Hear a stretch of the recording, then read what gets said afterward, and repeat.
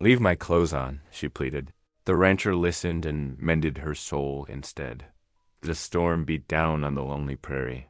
When a broken woman staggered to a stranger's door, her voice shook with fear. Her dignity was all she had left, but instead of shame, the rancher offered her firelight and a prayer dot by dawn.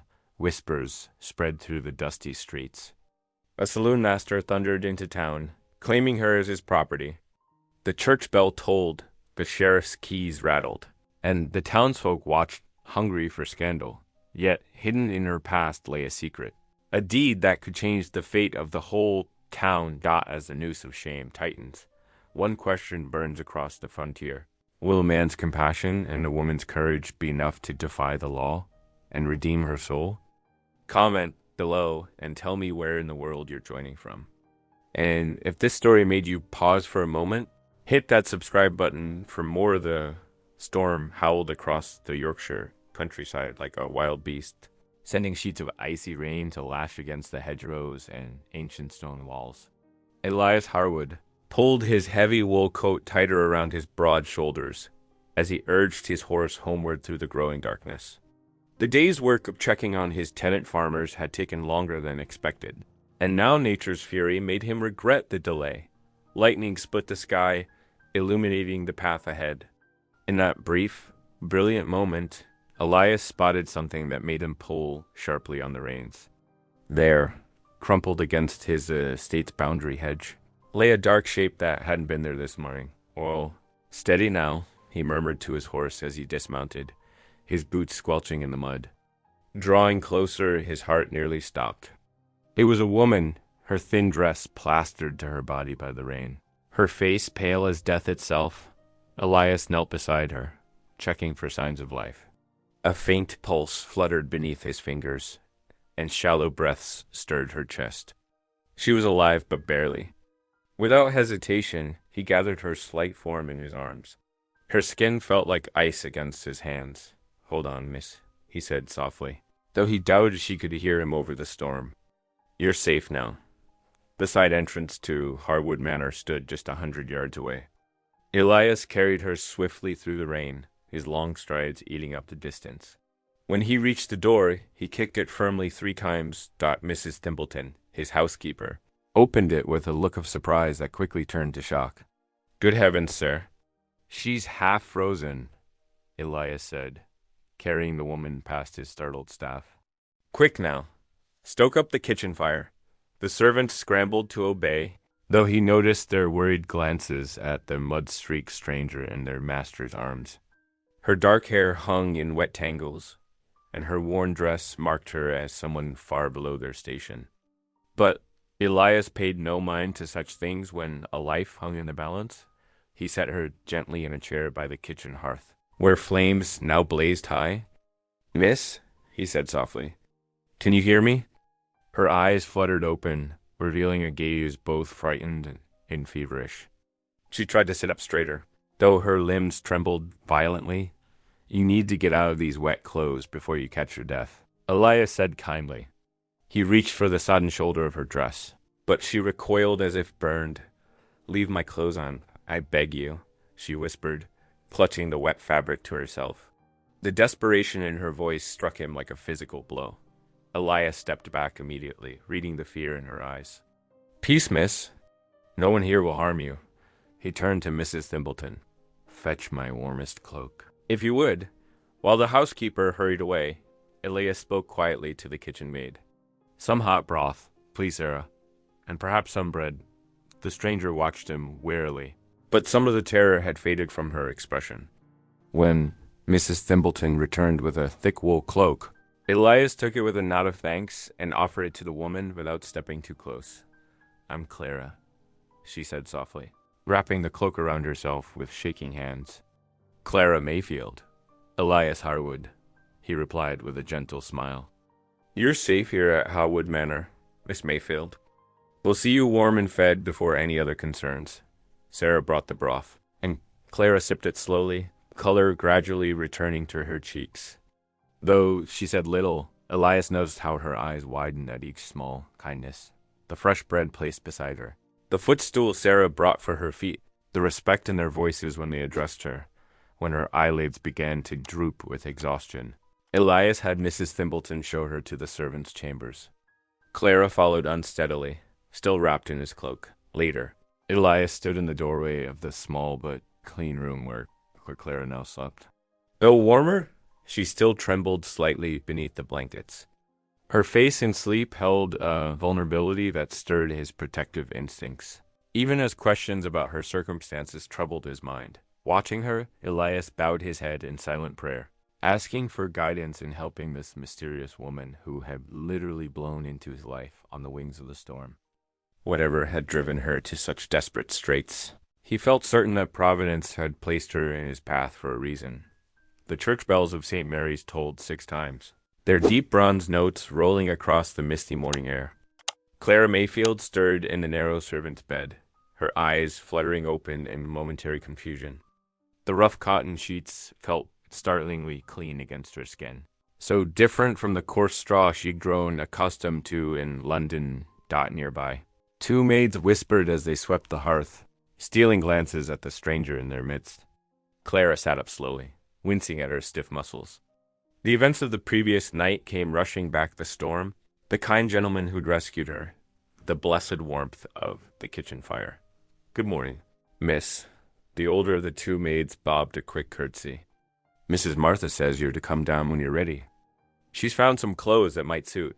Clara's hands instinctively clutched at her muddy dress. "Thank you," she whispered, her voice still hoarse from the cold dot in the kitchen below.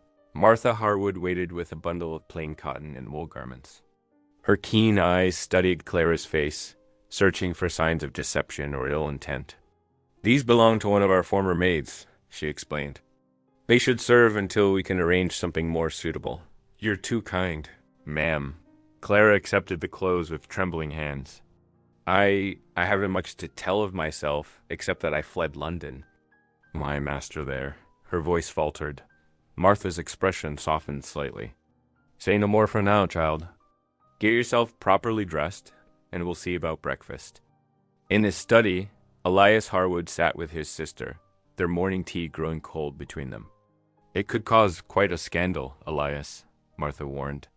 "Taking in a strange woman with no references, no background. Would you have me turn her back into the storm?" Elias's voice was quiet but firm. "She's clearly suffered enough. The servants are already talking. Then, let them talk." He set down his cup with gentle authority. "She'll work in the kitchen, earn her keep, honestly. That should satisfy the gossips." The breakfast hour found the servants' hall buzzing with speculation.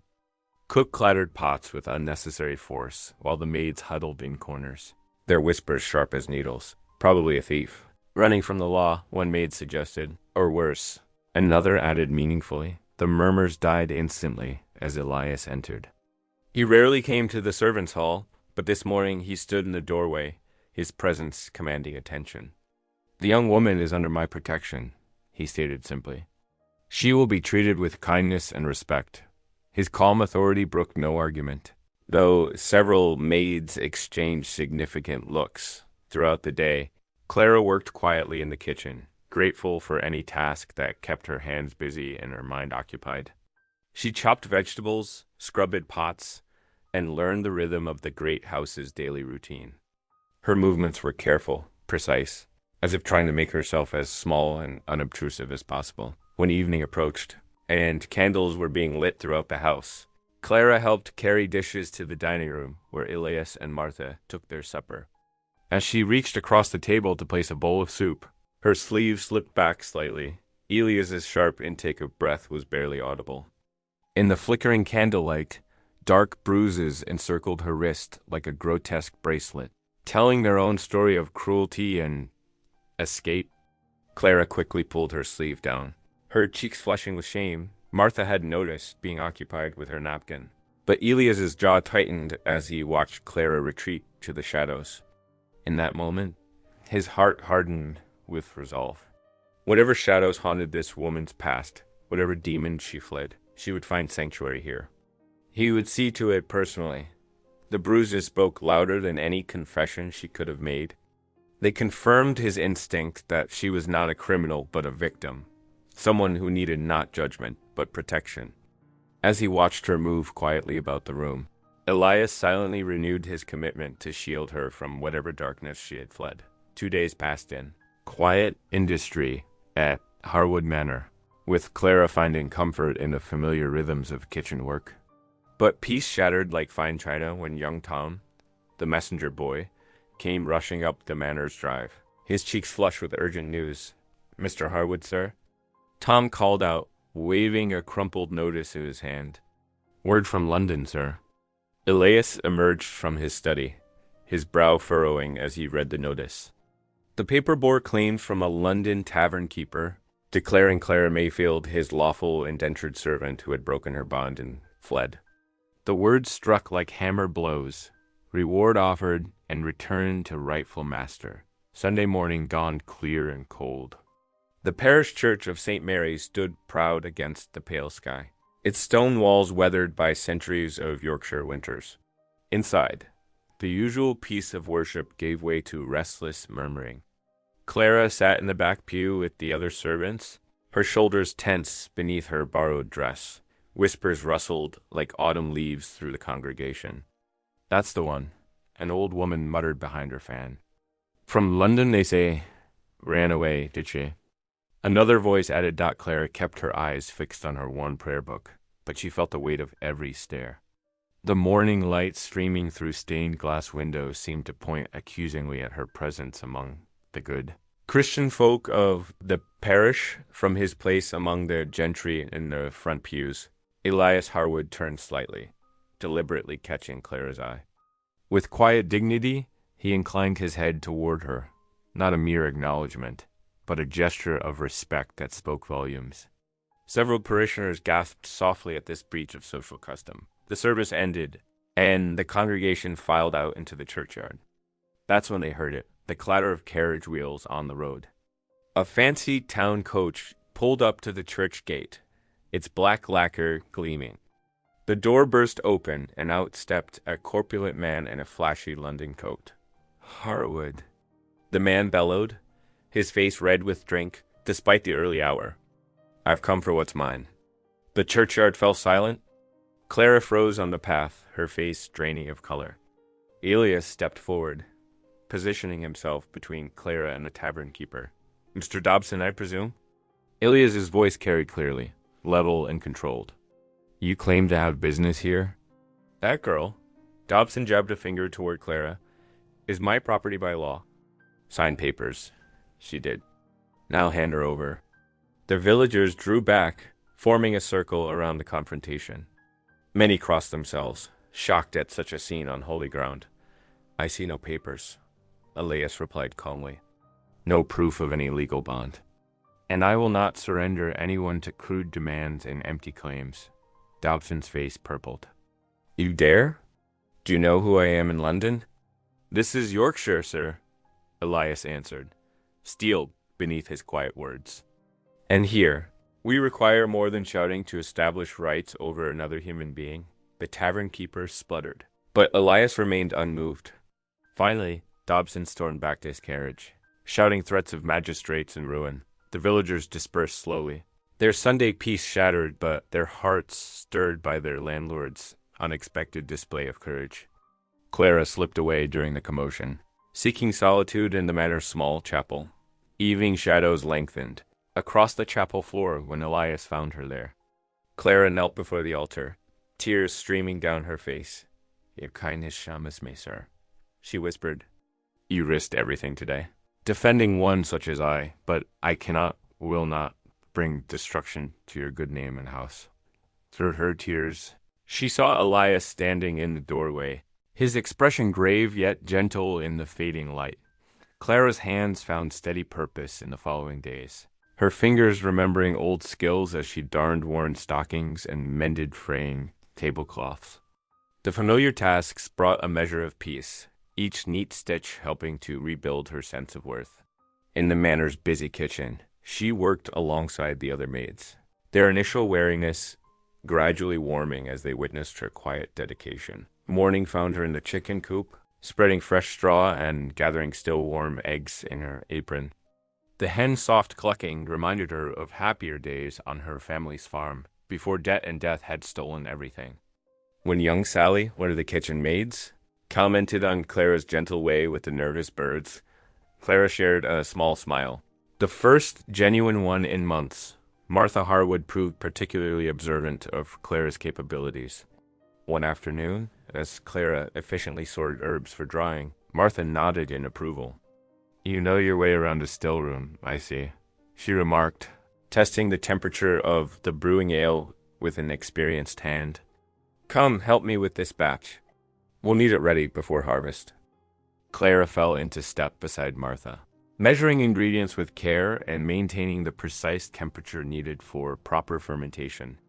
Her competence drew an approving nod from the housekeeper, Mrs. Thorne, who had been among the most skeptical of Clara's presence. "You've quite a treasure here, Miss Martha," Mrs. Thorne admitted grudgingly. "The girl knows her work." On the fifth morning, as Clara swept the kitchen steps, Elias approached with purpose in his stride. "Miss Mayfield," he said, his tone gentle but formal, "would you walk with me? I would value your thoughts on the estate's operations." Clara's hand tightened on the broom handle, uncertain. But Martha, passing by with a basket of herbs, gave an encouraging nod. "Go on, child. The sweeping can wait." The morning air carried autumn's first Christmas as they set out across the fields. Elias matched his pace to Clara's, pointing out the different crops and explaining his rotation system. "The barley field here will lie fallow next season," he said, gesturing to the golden expanse before them. "What would you plant in the north field come spring?" Clara considered carefully before answering. "Peas would enrich the soil, sir, and provide food for both table and livestock." "Precisely my thinking," Elias replied, his eyes warming with approval. "And please call me Mr. Harwood, sir. Feels too formal for a walking companion." They paused to speak with Tom Fletcher, an elderly tenant farmer. Clara noticed how Elias listened intently to the man's concerns about drainage in his lower field, treating the matter with genuine interest. When Tom's wife emerged from their cottage with fresh-baked bread to share, Elias accepted the humble offering with sincere gratitude as they continued their circuit of the estate. Elias shared his vision for improving the tenant farms. "A prosperous tenant makes for a prosperous estate," he explained. "But more than that, these are families under our care." Clara noted his use of "our" rather than "my," but held her tongue, focusing instead on his careful explanations of lease arrangements and crop shares. He asked her opinion on various, listening thoughtfully to her suggestions drawn from her farming childhood. Afternoon passed swiftly as they visited more tenants, inspected fields, and discussed future plantings. As dusk approached, they turned back toward the manor. Clara expected Elias to stride ahead, maintaining the proper distance between master and servant. Instead, he lifted the heavy basket of vegetables they'd gathered from the kitchen garden, leaving her to carry only the lantern she'd brought to light their way home. Side by side they walked, their steps falling into natural rhythm. The lantern's glow caught the silver threading through Elias's dark hair, and Clara found herself studying his profile, strong but kind, like the man himself. He glanced her way, catching her look, and smiled with gentle understanding. They might have appeared to any passing stranger as partners sharing the day's end, rather than master and servant. The thought sent a warm flutter through Clara's chest, even as she reminded herself of the vast social gulf between them. Yet in that moment, as evening settled over Harwood Manor's fields, Clara felt a peace she hadn't known since her parents' deaths the afternoon. Sun cast long shadows through the manor's windows when Martha welcomed Reverend Thomas Whitfield, a traveling preacher known for his work among the rural parishes. His weathered face and kind eyes spoke of many miles walked in service to his calling. Martha had prepared the small dining room with care, laying out their best linen and freshly polished silver. "We are blessed by your visit, Reverend," Martha said, guiding him to the carved oak chair at the table's head. "The parish has spoken highly of your sermons in Lincolnshire." Clara entered quietly with a tray of freshly baked bread, keeping her eyes lowered as she had learned in service. But as she placed the bread upon the table, The Reverend's eyes widened with recognition. Good heavens, he breathed, leaning forward. You bear a striking resemblance to? Pray tell, child, are you not Thomas Mayfield's daughter? From the farm near Canterbury? Clara's hands trembled on the tray. Yes, sir, she whispered. Though it has been many years. Elias, who had been discussing parish matters, turned his full attention to this exchange. The Reverend's next words fell into the hushed room like stones into still water. I remember your family well. Your father was a good man? A prosperous tenant farmer until that terrible year of floods. The preacher's voice softened with compassion. The fever took both your parents within a fortnight of each other. Such a tragedy for all the children to be cast into service. Martha laid a gentle hand on Clara's arm, seeing how she swayed slightly. Sit down, child, she urged. Breaking with propriety to pull out a chair. The debts were not of your father's making, the Reverend continued, his gray eyes kind. The floods destroyed half the county's crops that year. Many good families were ruined. Elias's face showed deep understanding as pieces of Clara's past fell into place. This was no common servant who had fled her position. This was a gentlewoman's daughter, well born, but cruelly cast down by fate. What became of your siblings? Martha asked softly. My younger sisters found places as governesses in Kent, Clara managed. But I was sent to London, the meal continued. But Elias hardly touched his food, his mind turning over this revelation. He watched Clara serve with quiet grace, seeing now the remnants of her gentle upbringing in every careful movement as evening drew in. The Reverend took his leave with promises to write to his contacts in Kent about Clara's sisters. The household settled into its nighttime routine, but Elias found Clara still in the small parlor, staring into the dying fire. Will you sit with me a moment? He asked quietly, taking the chair opposite. Between them on the small table lay his father's old Bible, its leather worn smooth by generations of hands in the firelight. Tears gleamed on Clara's cheeks. Now you know the truth of my fall, she whispered. In London, the household I served went bankrupt. With nowhere to go, I took work at the tavern. The owner? Her voice broke. He made me serve drinks to rough men who thought any serving girl was theirs to grab and paw at. When I refused their advances, he beat me. Said I was his property now. Elias's heart clenched at her pain. Without hesitation, he reached across the table and took her trembling hand, placing it upon the Bible's worn cover. His own larger hand covered hers protectively. Listen to me, Clara, he said, his voice gentle but firm. What you endured was no sin of yours. You were a daughter of good family, thrown into cruel circumstances through no fault of your own. His warm touch anchored her, as tears fell freely now. How can you say that? After where I've been, what you endured, he repeated softly, squeezing her hand. What you suffered does not define you. God knows your heart, Clara, and so do I. The weeks slipped past like water in a gentle stream, each day bringing new warmth to Harwood Manor. April yielded to May, and the estate bloomed with fresh life. Clara's presence had transformed from a whispered scandal to an accepted grace, her diligence winning over even the most suspicious servants. In the kitchen garden, she planted herbs that would serve the household through winter. Her capable hands turned simple tasks into small treasures. Fresh churned butter carried the imprint of her care, and even the common brown bread rose lighter when she tended it. The scullery maids began seeking her guidance, drawn by her patient teaching and gentle wisdom. Elias watched this transformation from his study window, his heart growing fuller with each passing day. He saw how she spoke kindly to the tenant children who brought eggs to the kitchen door, how she mended torn garments with the same attention she gave to the finest linens. Her trials had not hardened her spirit but refined it. Like gold tested in fire, one evening, as May's warm breath kissed the apple blossoms, Elias found himself unable to concentrate on his ledgers. The moonlight streamed through his window, painting silver paths across his desk. Following an impulse he had long resisted, he sent word to Clara through Martha. Would you walk with me in the orchard? His message read, The evening is fair, and I would speak with you. Clara met him at the kitchen door, wrapped in the shawl Martha had given her. Her eyes held questions, but she accepted his offered arm without hesitation. Together they walked the gravel path toward the orchard, their footsteps matching in peaceful rhythm. The apple trees stood like sentinels in their ordered rows, their branches heavy with white blossoms that glowed in the moonlight. A gentle breeze carried their sweet perfume, while nightingales called softly from the hedgerows.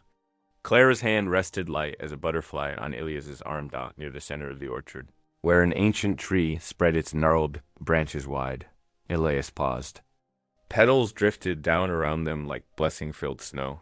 Catching in Clara's dark hair, "These past weeks," Elias began, his voice carrying the weight of long consideration, "I have watched you restore life to this house in countless ways. Your presence has brought light to rooms long shadowed by my widower's grief." Clara's breath caught softly, but she remained still, listening. "I admire you," he continued, turning to face her fully. "Not for any artificial grace or surface beauty, though you possess both. I admire your courage in facing each day's trials, your steadfast heart that refuses to be embittered by past wrongs, your gentle strength that lifts others without thought of reward." Moonlight silvered the tears that had begun to slip down Clara's cheeks. Elias reached out and took both her hands in his touch reverent and warm. "I have prayed for guidance," he said, his voice growing tender. "And in every quiet moment, every shared task, every glimpse of your kind spirit, I have found my answer. Clara Mayfield, would you do me the honor of becoming my wife?" Clara's hands trembled in his. "But the parish, the scandal," she whispered. "I will seek a special license," Elias assured her, his thumb gently stroking her palm. "We need not endure the 3 weeks of bans and whispers. What matters is not the world's judgment, but God's blessing, and that I believe we already have." Clara's tears fell faster now, but her smile shone brighter than the moon above them. "You would truly have me?" she asked. "Knowing all my past?" "Your past has shaped your strength," Elias said firmly. "I would have you as you are, with all that has brought you to this moment." Clara's answer came not in words at first, but in the way she stepped closer, her fingers tightening around his. "Yes," she whispered finally. "With all my heart, yes." Together they knelt beneath the ancient apple tree, their clasped hands raised in prayer. Elias's deep voice merged with Clara's soft one as they thanked God for bringing them together, for turning sorrow into joy, for making all things new. The orchard held its breath around them, and the moon blessed their promise with its gentle light. The morning dawned bright with promise, dew sparkling on the hedgerows like scattered diamonds. Clara hummed softly as she made her way to market, basket on her arm, her heart light with thoughts of the coming wedding. The special license would be posted today, and soon she would be Mrs. Harwood, safe at last in the shelter of honest love. The cobbled square bustled with activity farmers arranging their produce, women haggling over fresh eggs, children darting between stalls with wooden hoops. Clara paused at the baker's cart, selecting fresh rolls for the manor's breakfast. The warm, yeasty scent reminded her of peaceful mornings in the kitchen, so different from her dark days in London. There she is. The harsh cry shattered the market's cheerful din. Clara's heart froze as she recognized that voice, the tavern keeper, Thomas Blackwood, his face red with drink even in the morning hour. Behind him stood the local magistrate, looking uncomfortable but determined. "Seize that thieving wench." Blackwood bellowed. 2 constables stepped forward, their faces grim beneath their tricorn hats. Clara dropped her basket, rolls scattering across the cobblestones. "No, please, I am to be married. I am under Master Harwood's protection." But rough hands seized her arms. The crowd that had once welcomed her now drew back, mothers pulling children close, merchants turning away. Whispers hissed through the square, like wind through dead leaves. Always knew there was something wrong about her. A runaway deceived poor Master Harwood. I have the papers here. Blackwood waved a document, its official seals catching the morning light. Legal indenture signed and witnessed. "She's my property until her debt is paid." Clara struggled against the constable's grip. "Those papers are false. I never signed..." Silence. The magistrate's voice cut through her protests. The documents appear proper, bearing the seal of London's Guildhall itself. This is an outrage. Elias's voice rang across the square as he dismounted his horse, having arrived for his weekly business. His normally calm face was tight with anger. That woman is my betrothed, soon to be my wife. Release her at once. The magistrate shifted uncomfortably. Master Harwood, I understand your attachment, but the law is clear. This woman is bound by contract to serve out her indenture. Those papers are forged, Elias insisted, stepping closer. I demand a proper hearing. A thin man in expensive clothing, one of the crown's stewards, emerged from the gathering crowd. Master Harwood, consider carefully. Your estate's charter depends upon maintaining proper standards. Surely you wouldn't risk everything for a serving woman? Clara saw Elias' face pale. The estate supported dozens of families, provided livelihoods for scores of tenants. If he lost the crown's favor, all those people would suffer. Drag her out. Blackwood commanded, triumph gleaming in his piggy eyes. The constables pulled Clara across the square, her feet scraping against the cobblestones. Market-goers who had once smiled at her now jeered and pointed. Some even threw bits of rotten vegetables, spattering her dress. Elias? She cried out, seeing him move to intervene.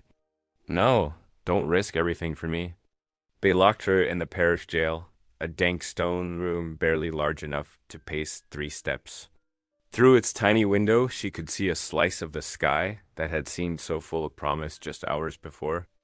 The sound of boots on stone announced Elias's arrival. He gripped the bars, his knuckles white. Clara, I will find a way. I swear it. She pressed close to the bars, her voice breaking. I should have left before bringing this shame to your door. Your people need you. You cannot sacrifice everything for me.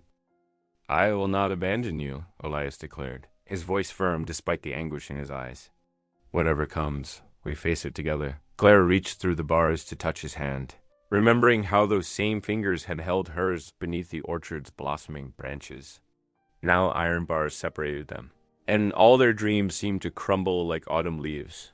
The rain drummed against the manor windows as Elias paced the library, his mind racing.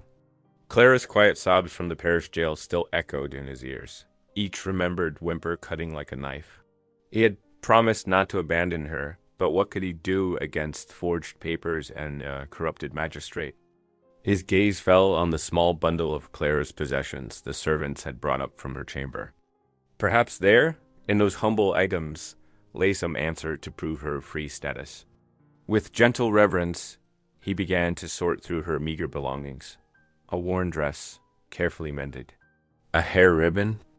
A pair of darned stockings. At the bottom of the pile lay a leather-bound Bible, its pages yellow with age. Elias recognized it as the one Clara often read from in the chapel. She had mentioned once that it belonged to her mother. His fingers traced the faded name inscribed inside, Margaret Mayfield. As he turned the book over, something about its binding caught his attention. The leather cover seemed slightly thicker on one side. Holding it closer to the candlelight, he noticed careful stitching along the inner spine, nearly invisible unless one knew to look for it. With trembling fingers, Elias worked loose the ancient threads. From within the hidden compartment slipped a folded piece of parchment, sealed with wax that had long since crumbled. He opened it carefully, his heart pounding as he read the formal script. Be it known that the natural spring upon Mayfield land, and all rights pertaining to its waters, are hereby granted in perpetuity to Thomas Mayfield and his rightful heirs. Elias's hands shook as he read further. The document bore the seal of the previous Bishop of Canterbury, dated nearly 30 years ago. He knew of this spring. It now fed the town's aqueduct, built some 15 years past. The water rights alone were worth a small fortune. Dear God, he whispered, understanding dawning. This deed proved not only Clara's identity as a Mayfield heir, but granted her significant property rights. No wonder her parents' creditors had been so quick to seize everything after their deaths. Had they known of this document's existence? Elias rang for his manservant. Saddle my strongest horse, he ordered, already pulling on his riding boots. And Bring me my warmest cloak. But sir, the servant protested, it's near midnight. And the storm? The bishop's residence lies but 8 hours hard ride away. Elias cut in, carefully wrapping the precious document in oilcloth. I must reach him by morning. The stable yard was dark and wind-whipped as Elias mounted his stallion. Rain pelted his face as he urged the horse forward, but he paid it no mind. His thoughts were only of Clara, alone in her cell. Believing herself abandoned by all Dot through the night he rode, pressing on despite exhaustion, past sleeping villages and dark forests, across rain-swollen streams and muddy tracks that threatened to swallow horse and rider alike. Whenever his resolve wavered, he remembered Clara's gentle strength, her quiet dignity in the face of cruel gossip, her joy when he had proposed beneath the orchards. Stars. Dawn was breaking as Elias finally reached the bishop's residence, his horse lathered and his clothes caked with mud. The guards moved to turn him away, but something in his bearing, perhaps the fierce determination in his eyes, made them hesitate. I must see his grace immediately, Elias declared, his voice hoarse but firm. I bear evidence of a grave injustice that requires his attention. The bishop's secretary appeared, frowning at this mud-splattered intruder. His grace does not receive visitors without appointment. Then I shall wait in his courtyard until he does, Elias replied, standing his ground. This concerns both property rights under church protection and the freedom of an innocent woman. I will not leave until justice is served. He held out the all-cloth wrapped document like a banner of truth, praying that the bishop would see past his bedraggled appearance to the righteousness of his cause. Everything now depended on this moment, Clara's freedom, her inheritance, and their chance at happiness together. The secretary hesitated, then disappeared inside. Minutes later, he returned. His expression changed. His grace will see you now. The church bells tolled across Yorkshire that Sunday morning, their solemn peals drawing everyone to the parish church. Dark clouds hung low, but rays of sunlight pierced through, casting shifting patterns through the stained glass windows onto the worn stone floor. The bishop stood at the pulpit, his presence commanding silence from the assembled congregation. His purple vestments gleamed in the filtered light as he held up the weathered parchment Elias had discovered. By the authority vested in me, the bishop's voice resonated through the hushed church, I hold here a deed of inheritance, bearing the seal of His Majesty's Land Office, granting water rights from the Kent Spring to the heirs of the Mayfield family. A murmur rippled through the pews. The tavern keeper, forced to stand before the congregation, shifted uneasily on his feet, his earlier swagger replaced by a sickly pallor. This document, the bishop continued, proves beyond doubt that Miss Clara Mayfield is not only a freeborn woman, but a rightful landholder. The supposed indenture papers presented to the magistrate are revealed as forgeries. A grievous attempt to enslave a gentlewoman of property. Gasps echoed through the church. Ladies behind their fans whispered furiously to one another. The gentry, who had days before scorned Clara, now looked upon her empty place among the servants with new eyes. The bishop's voice grew, stern as he turned to the tavern keeper. You stand accused of fraud, false imprisonment, and the gravest abuse of Christian charity. You will pay a fine of £50 sterling to the church and another 50 to Miss Mayfield for her suffering. Furthermore, you are barred from holding any license to trade within this county henceforth. The man's face reddened with shame as the parish constable stepped forward to collect him. Several of the merchants who had done business with him turned their backs. Already distancing themselves from his disgrace, let us now speak of virtue, the bishop said, his tone softening as he gazed at Elias, who sat straight-backed in his family's pew. When all others turned away, Master Harwood saw not a fugitive, but a child of God in need. He defended her honor at risk to his own standing. His actions remind us that true nobility lies not in birth alone, but in the courage to uphold what is right. The church doors creaked open. All heads turned as Clara entered, escorted by two of the bishop's own servants. She wore a clean but simple dress, her face pale but composed. Though her steps trembled slightly, she held herself with quiet dignity. Elias rose from his pew and walked to meet her. The morning light through the windows caught his gray-streaked hair as he stopped before her. The congregation held its breath, watching this moment unfold in the sacred space. "Clara," he said, his voice carrying in the hushed church, "when I found you that stormy night, I thought I was offering shelter to one in need. Instead, I discovered a woman of rare courage and gentle spirit, who has brought light back to my home and hope to my heart." He lowered himself to one knee on the stone floor, caring nothing for the whispers that rustled through the church like autumn leaves. Clara's eyes widened, her hands clasped tightly together. "Before God and these witnesses," Elias continued, "I ask you again, will you do me the honor of becoming my wife?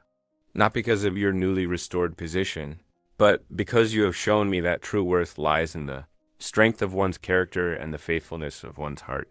Tears spilled down Clara's cheeks as she gazed at the man who had defended her when she had nothing, who had seen her worth when she herself had forgotten it. The morning sun broke fully through the clouds, then flooding the church with golden light that seemed to bless them both. "Yes," she whispered, her voice trembling but clear. "With all my heart, yes." A warm smile spread across the bishop's face as he watched the scene unfold beneath the soaring arches of his church. Here was proof that love, guided by faith and justice, could triumph over the world's cruelty and raise up those whom society had cast. Down dot the mid-morning sun blessed Harwood's parish church with golden light as wedding bells pealed across the Yorkshire countryside.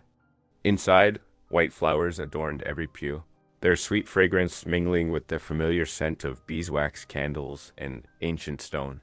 Clara stood before the altar in a gown of cream-colored silk, simple yet elegant. Martha had helped fashion it herself, taking special care with each stitch. A pearl-trimmed cap covered Clara's dark hair, and her cheeks glowed with quiet joy. Beside her, Elias cut a distinguished figure in his best blue coat, his eyes never leaving his bride's face. The villagers filled the church to capacity. Even those who had once whispered cruel gossip now sat respectfully, moved by the evident devotion between the couple. In the front pew, Martha dabbed at her eyes with a handkerchief, her earlier doubts long since melted away by Clara's genuine goodness. "Dearly beloved," the vicar began, his voice carrying through the hushed church, "we are gathered here in the sight of God to join together this man and this woman in holy matrimony." The ceremony proceeded with dignified simplicity. When Clara spoke her vows, her voice was clear and steady, carrying none of the tremors of that frightened woman who had first arrived at Harwood Manor's door. Elias's deep response rang with quiet certainty as he pledged his life and love to her dot after the rings were exchanged. The vicar addressed the legal matters as custom required. "Let it be recorded that upon this marriage the water rights and property of the bride, Miss Clara Mayfield, now pass to her husband's management, as law and tradition dictate." Elias turned to Clara, speaking so all could hear.